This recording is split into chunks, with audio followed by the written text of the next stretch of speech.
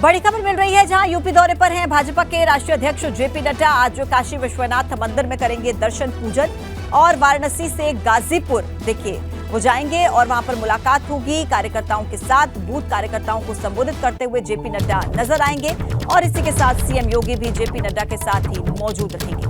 2024 के मद्देनजर महत्वपूर्ण दौरा जेपी नड्डा का यूपी में। काशी विश्वनाथ मंदिर में सबसे पहले होंगे दर्शन, वाराणसी से गाजीपुर जाएंगे और वहां पर बूथ कार्यकर्ताओं से भी मुलाकात होगी जेपी नड्डा की। संबोधित करेंगे एक जनसभा को गाजीपुर में ही। मुख्यमंत्री योगी आदित्यनाथ भी उनके साथ मौजूद होंगे।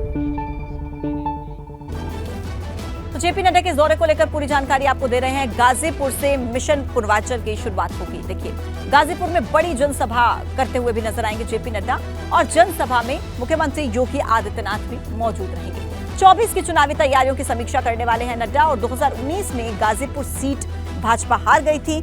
इन्हें देखिए, घर से ही सोप मैन्युफैक्चरिंग करते हैं और महीने का 1 लाख कमाती हैं। आप भी सोप मैन्युफैक्चरिंग करना चाहते हो? इनसे सीखना है तो फ्रीडम ऐप को अभी डाउनलोड कीजिए। बसपा ने गाजीपुर की ये सीट जीती थी, इसलिए गाजीपुर महत्वपूर्ण हो जाता है। अफजाल अंसारी ने मनोज सिन्हा को ये चुनाव हराया था।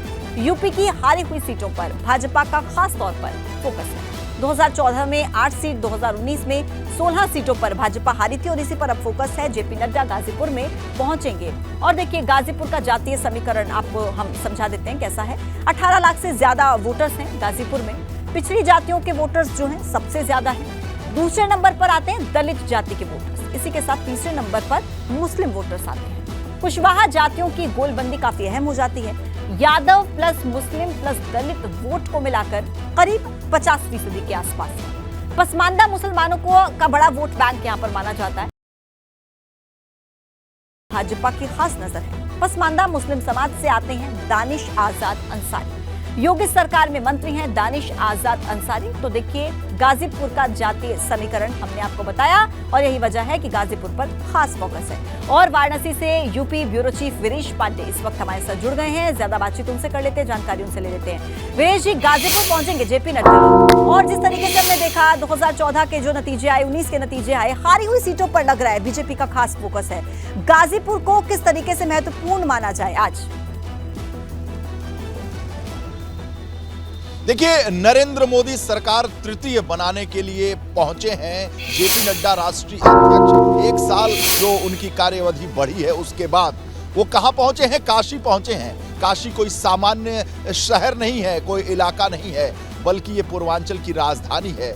विश्व की अति प्राचीनतम शहर माना जाता है और देश के प्रधानमंत्री नरेंद्र मोदी की कर्म भूमि मानी जाती है। और वहां पहुंचे हैं, बाबा का दर्शन करेंगे और इस वक्त वो ताज गंगेज जो यहाँ का 5 स्टार होटल है वहां पर प्रवास कर रहे हैं। रात्रि विश्राम उन्होंने किया है। लेकिन हम कह सकते हैं कि आज से 2024 का आगाज होगा और आगाज कहां से होगा?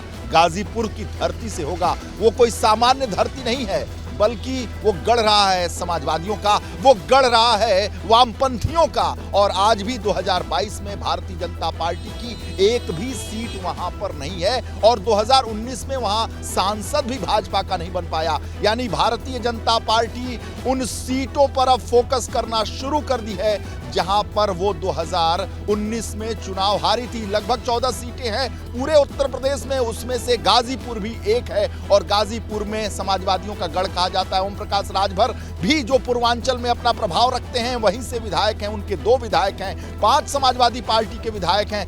2017 में 5 ओम प्रकाश राजभर को लेकर भारतीय जनता पार्टी के विधायक थे। तो वो उस भूमि से आज गरजेंगे, बरसेंगे और अपने बूथ लेवल के जो अध्यक्ष हैं, सदस्य हैं, लोकसभा को संचालन करने वाली जो कमेटी है उनके साथ बैठेंगे। इसका नाम है लोकसभा का प्रवास, लेकिन वो गाजीपुर की धरती है। यानी उन सीटों पर फोकस है और फोकस है पूरे देश में। लगभग 160 ऐसी सीटों का चयन भारतीय जनता पार्टी ने किया है जहां पर 2019 में उनके सांसद नहीं थे। तो ऐसे सवाल आपसे मैं और पूछना चाहूंगी, अब होमवर्क हम शुरू हो देखते गया हैं है और कि चुनाव से पहले भाजपा जिस तरीके से रणनीति बनाती है, अपनी इसी रणनीति के लिए भारतीय जनता पार्टी जानी जाती है। लेकिन जिस तरीके से गाजीपुर की धरती से शुरुआत हुई है, आप भी पूरी जानकारी दे रहे हैं, ये चुनौती कितनी बड़ी रहेगी भारतीय जनता पार्टी के लिए या आसान रहेगा पहले के कंपैरिजन में?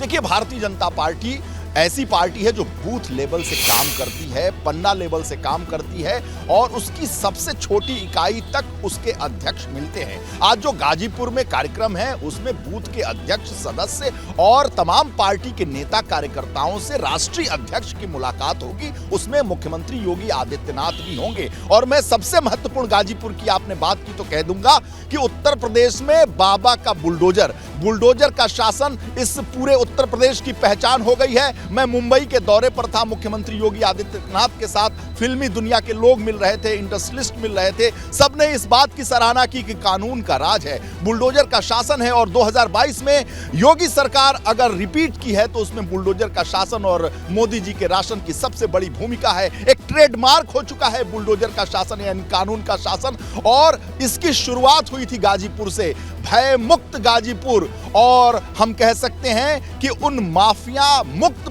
गाजीपुर से शुरुआत कर रहे हैं इस चुनाव का। यह समझना होगा कि गाजीपुर की ही धरती को क्यों चुना उत्तर प्रदेश में जेपी नड्डा ने और भारतीय जनता पार्टी के हाईकमान ने। इसलिए चुना कि भय मुक्त उत्तर प्रदेश, माफिया मुक्त उत्तर प्रदेश का आगाज गाजीपुर की धरती से हुआ और योगी सरकार का जो और यही वजह है कि अब फोकस सबसे पहले, शुरुआत सबसे पहले, आगाज सबसे पहले गाजीपुर की इसी धरती से हो रहा है। वीरेश जी, बहुत धन्यवाद आपका जानकारी हम तक पहुंचाने के लिए। इन्हें देखिए, घर से ही सोप मैन्युफैक्चरिंग करते हैं और महीने का 1 लाख कमाती हैं। आप भी सोप मैन्युफैक्चरिंग करना चाहते हो? इनसे सीखना है तो फ्रीडम ऐप को अभी डाउनलोड कीजिए।